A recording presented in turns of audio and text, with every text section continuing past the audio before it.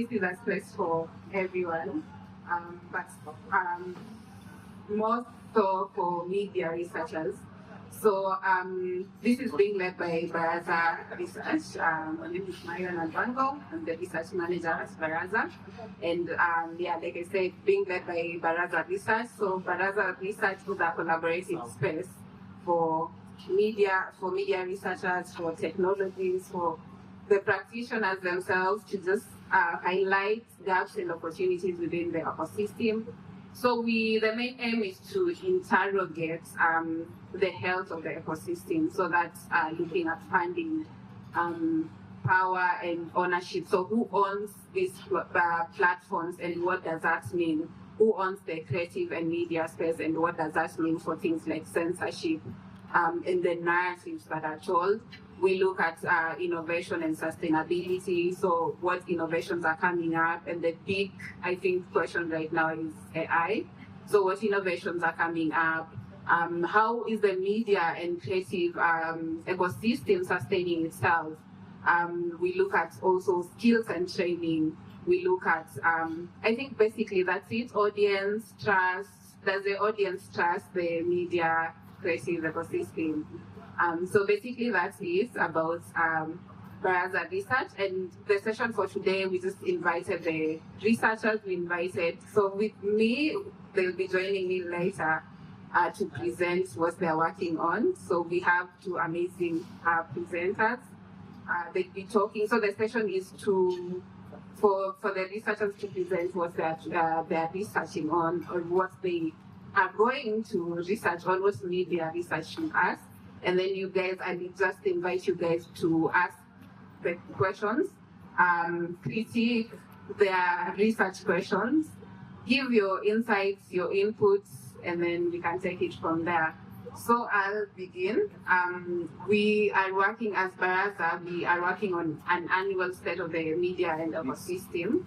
So the plan is to produce this every year, just to highlight trends that are happening within the ecosystem, and basically just tell you what is happening in the ecosystem based on I think the things that I've mentioned: power, sustainability, and innovation. So for our current, for the state of the media and creative ecosystem, I have some data collectors around that are working. They have a survey. They're also interviewing people. So please feel free to cooperate with them. There's a QR code. Travis Web is one of the data collectors. So that's the QR code for the survey, the state of media and creative ecosystem. So my question that's emerging from the research that we are doing is a bit uncomfortable. So the question is, are we building a strong ecosystem, or are we building projects that depend on the next grant cycle? So I mean, across across Africa, media and creative, there's brilliance, there's innovation, we've seen awards. But what we've not seen is emerging projects that become sustainable over time. And so basically the question is the ecosystem, are we talking about underfunding? Is the ecosystem funded well?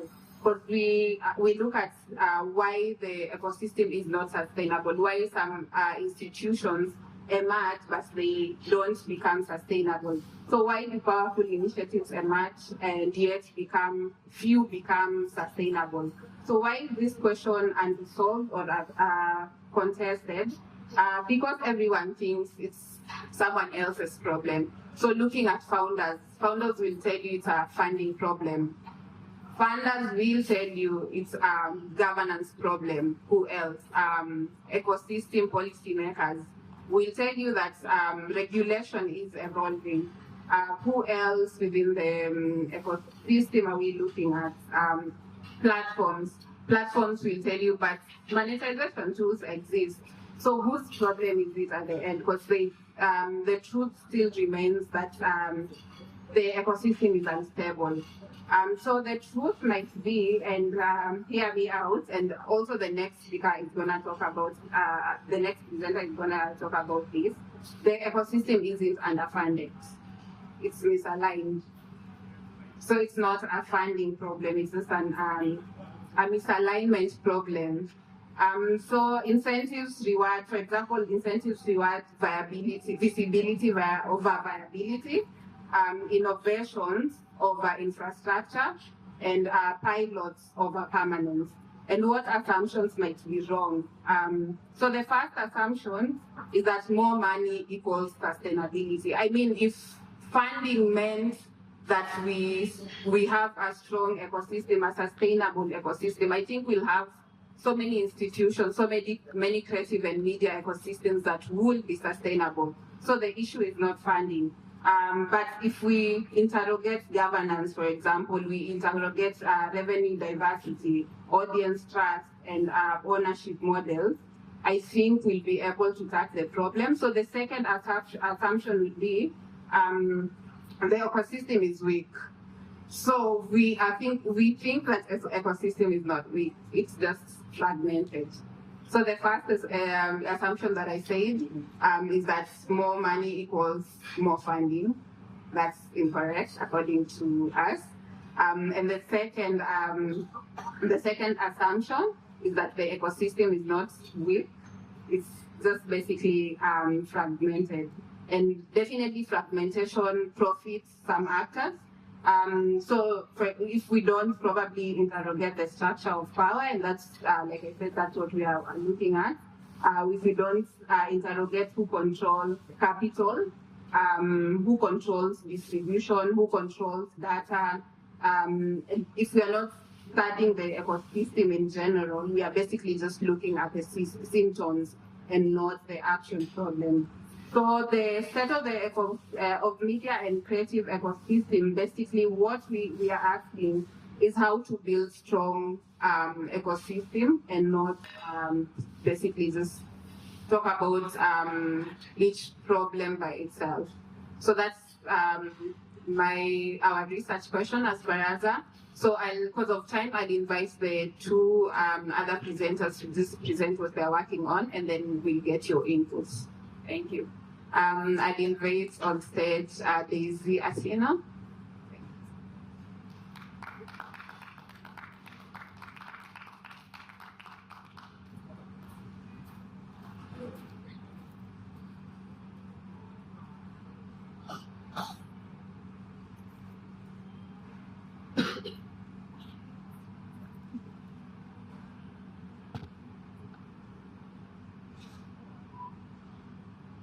Good afternoon, everyone. How is your lunch going for those who are eating? We're jealous. My name is Daisy Atino. I'm from Kampala, Uganda. And my research question is, what are the consequences of misaligned funding and policy models for media and cultural production in an era of rapidly shifting digital audiences?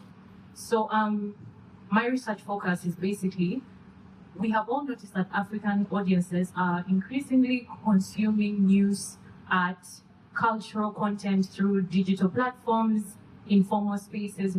It could be social media, messaging apps, short form video, or creator-led formats, like how we saw when iShowSpeed came to Africa. So that's the way in which audiences are consuming art. And this is especially common among the youth. However, funding and policy frameworks that support media and cultural production frequently continue to prioritize legacy institutions, right? Traditional formats, whether that's TV, radio, print, and conventional measures of impact. X must equal to Z. But if I went and pitched, let's say I should speak to a potential funder, they probably would not have funded me because I would have not been able to demonstrate a measurable impact, which in this new way audiences are consuming art, you can't really measure it until it's done, right? So this research question wants to explore the consequences of this misalignment between how audiences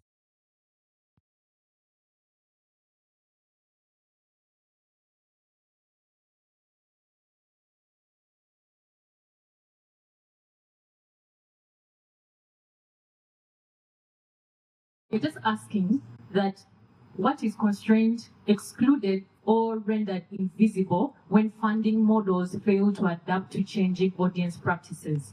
I'll just keep referencing the iShow speed because it's an example that's fresh in everyone's mind. Why do we not see more funders fund projects like that? This research question also examines how this gap shapes who gets funded, which stories and cultural forms are supported, and which modes of production remain informal, under-resourced, or marginal within institutional systems. This question is just an agenda-setting question aiming to surface any assumptions that have been entrenched in the funding world and policy ecosystems, but to also better understand these assumptions, how these assumptions shape media and cultural production in practice. Why is this question important, you may ask? One, because audience behavior has shifted faster than institutional funding and policy frameworks. Two, digital platform-based and informal modes of communication and consumption dominate in practice but remain marginal in funding. It's also important to note that legacy formats and institutions continue to define what counts as credible or impactful media. And the longer they keep doing that, the less opportunities people who want to explore creating content or art in other ways get to be funded. Fourth, the consequences of this mismatch for sustainability, representation, and innovation remains underexplored. And lastly, this gap is especially pronounced in Africa, where audience practices and institutional funding often diverge. I would love to get feedback in this room from practitioners. I would love to get feedback from journalists, creatives, and cultural workers who are navigating funding constraints.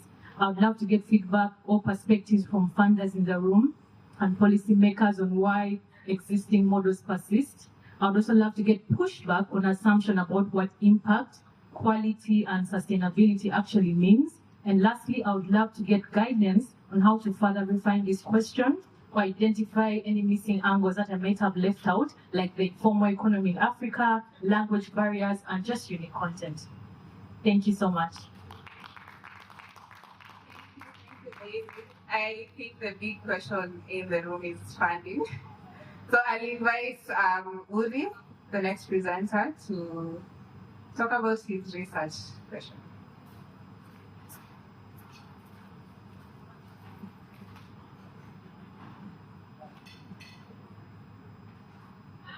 Hi everyone.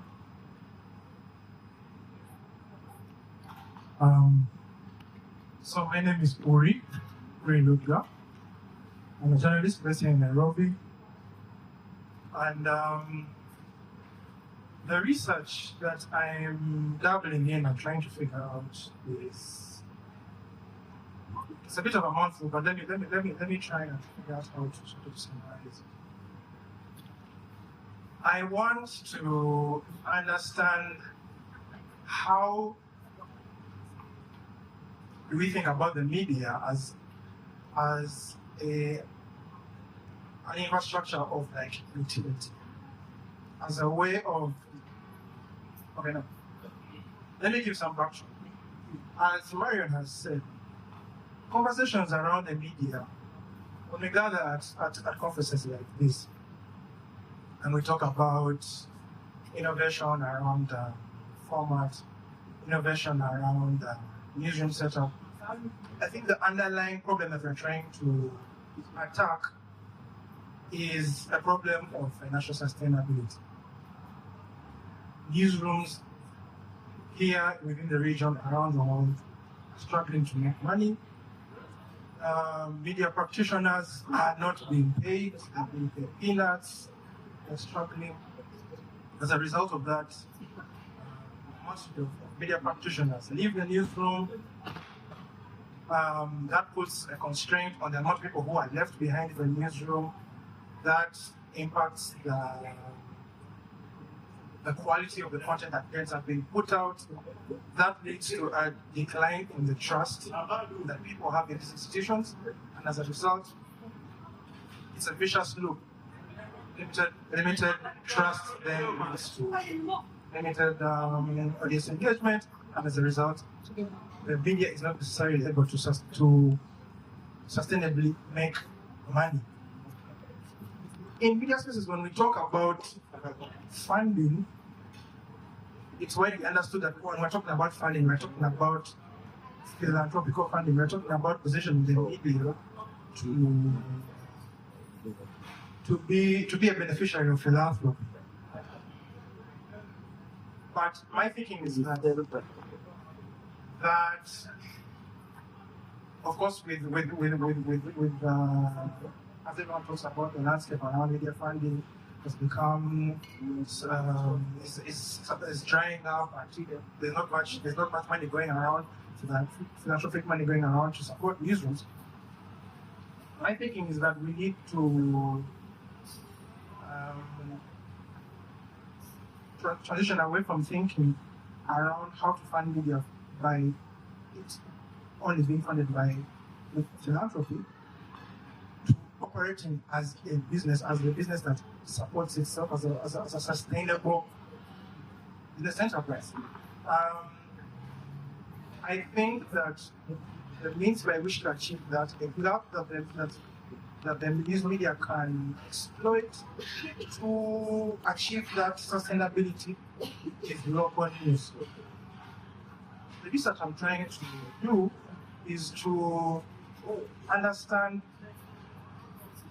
how do you position local news, and what do I mean by local news?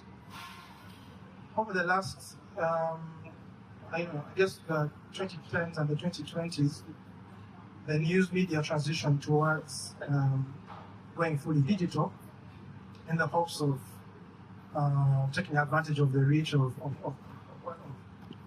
users who are on digital platforms and trying to make money through that. But as we've seen, that's not necessarily worked. And so anyway, trying to understand. So yes, because the transition of news thinking in the digital era is thinking about news at scale, being able to reach the biggest amount of people, being able to have your content be viewed by millions of people and have millions of subscribers. And my thinking is there is a gap that news media can exploit by not thinking about scale, but thinking more about connection, capitalizing more on relationships, than capitalizing on like algorithmic scale. And I think that can be achieved through local media. Local media, I mean hyper-local media, targeting like very small, almost place-based audiences. So the reason I'm doing this research is because I'm trying to explore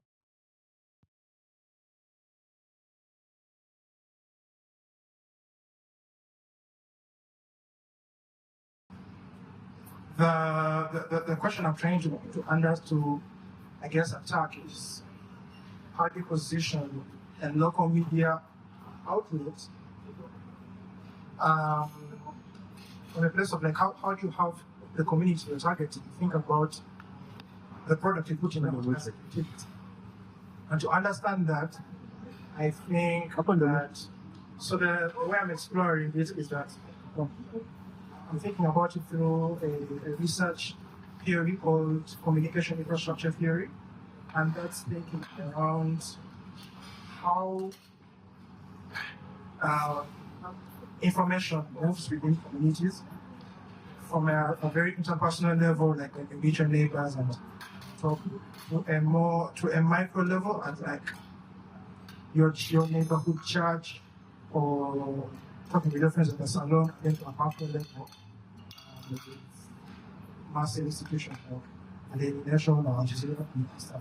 So my thinking is that by understanding the means by which stories move within at that meso level, and within you talking with your neighbors or talking with your community, and so how stories move within that landscape.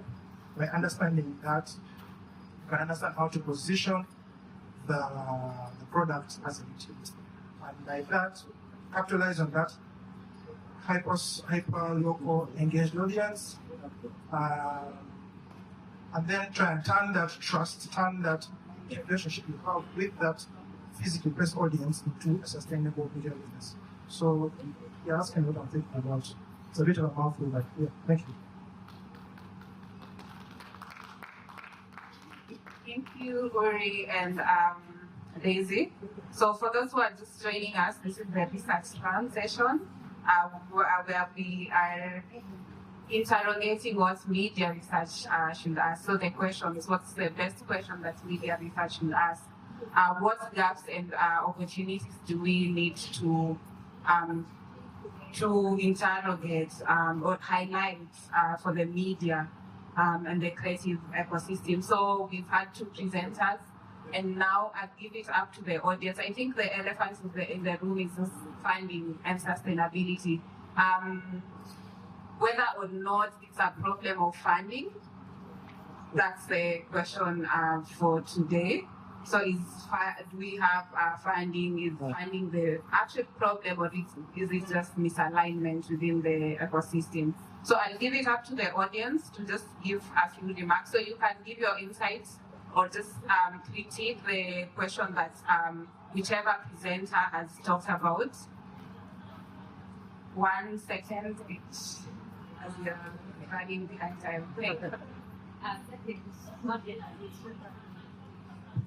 Okay, so the three questions are all around funding, and my question is probably something that you would to ask in the research is: are we building from an African perspective, or are we taking business models from the global north and trying to apply them here and they don't work?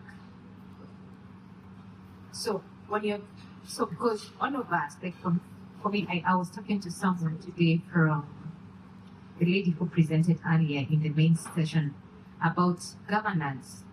I started totally out of a need to have a place where children can be able to express themselves. I didn't have management MBA, and I've just been learning and say, how do I diversify? Start an event. How do I diversify?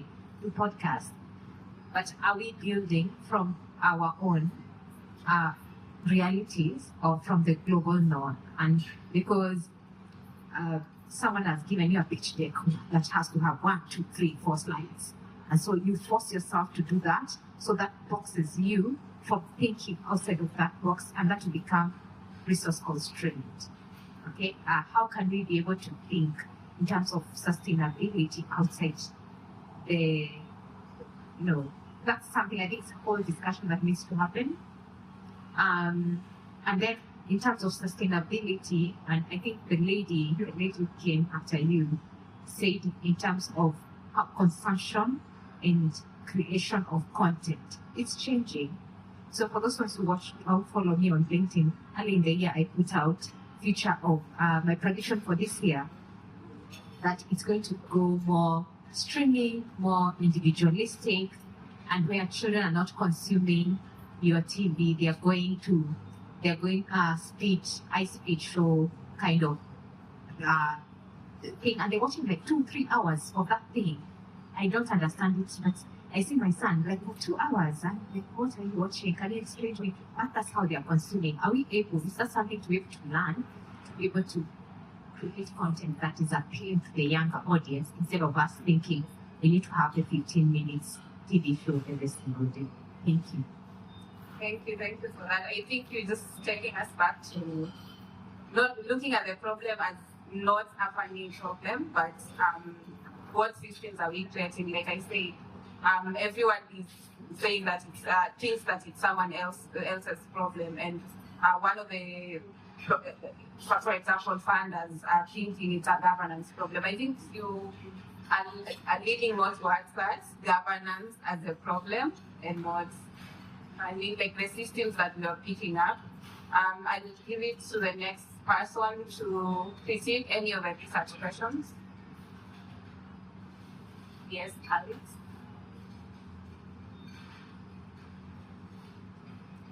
Thank you, and thank you everyone for the different research questions.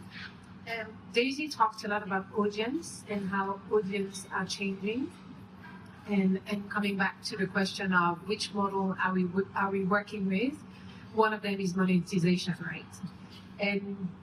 But one of the things I've seen more in the creative sector than the media sector is that audience are not necessarily willing to pay. And so what are we doing there, right? Because if it is about shifting the model, and if it's about sustaining a model, at some point people need to pay, right? At some point people need to make a living. So who is that paying? And I feel that in the question on the changing of the audience, that might be an interesting element to sort of inquire, which is, do we have an audience across the continent who is actually aware that money needs to be made somewhere? And that if you're not paying for it, someone else is going to pay for it. Someone else has an agenda. Are you okay with that agenda? So that there is also an educational element in that triangle, right? Because my sense is that it has evolved so rapidly, and that maybe there is an educational gap that exists for the audiences on you consume what you're given, and whoever is paying for that is also deciding on that content for you. So are you interested? Are you willing? Do you understand that paying for your own for content that you want is also a way to get content that makes sense? So where is that element in that might be an interesting element to add in the research to contribute to the sustainability of the model, and not only relying on donors or a monetization that is not necessarily supporting the kind of content you want to develop. Thank you for that. I think Daisy is taking notes, as well as for our research as well, just looking at the audience behavior and training the audience rather than getting them to pay for the content. And I think nowadays, for example, for YouTube, you can be able to pay aside from the free version, you can be able to do that. And I think it's I haven't looked at research on that, but I think it is working. I'll give it to the next person who wants to comment.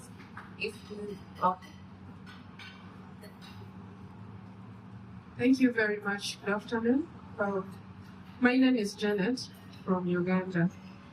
I'm just going to suggest something real quick, and I think that if we picked this up as the media, we would be able to do something and stop depending on funding. One, like the previous speaker just said, I think it's very important for us to understand our audience. I realize that a lot of media now just have content targeting businesses. Where do we get money? But how about we target these people we're speaking to? For example, do a crowdfunding. So we're focusing on, acquiring microphones or delivering services to you. And we have to do this in about 3 months. If you have about 3 million listeners or viewers or readers, be intentional with it. And say we want to collect, say, $10,000 in a month. But this is how we're going to do it. If the audience understand the need, they will definitely contribute to get that one thing. I think it becomes hectic if you just have to come and put it flat and say, support so and so media house. Someone will question, what are we doing exactly? Can we just be intentional and say, there's this particular thing we're lacking in this media house, and because we serve the community, can we do some, crowdfunding, fundraising? We're targeting $10,000. We should be able to get it in this time. Be intentional, push for it, and I think it is something that can work, and it would save us from situations like earlier last year when the US president came and funding was abruptly cut. A lot of African countries were panicking. They didn't know where to pick up from. But I thought it was an opportunity for us to think, as the media, but also as African countries, what can we do on our own? What initiatives can we be able to come up with? That funding is just a bonus, but we can ideally be able to do things on our own. Thank you. Thank you for that. I think that speaks to Uri's question, speaks to all the research questions that you also raised. Just understanding and involving the audience as part of the news creation, and not just leaving them at the end user, but also involving them in the funding, keeping them in mind as creators and media guys create their content. So that's it for the research club. I'll just invite you to continue this conversation. Like I said, there's a research that we are doing on the state of media and creative ecosystem. So Trevor has the QR code. Please scan and fill out the survey. And I hope that we can also be able to extend this space whereby we invite researchers, funders, and other key players within the ecosystem to highlight the questions, or rather ask better questions within media and creative ecosystem. Thank you for joining the research club. I know most of you are waiting for the next session by Edith, starting at 3, but thank you so much for coming to the research club.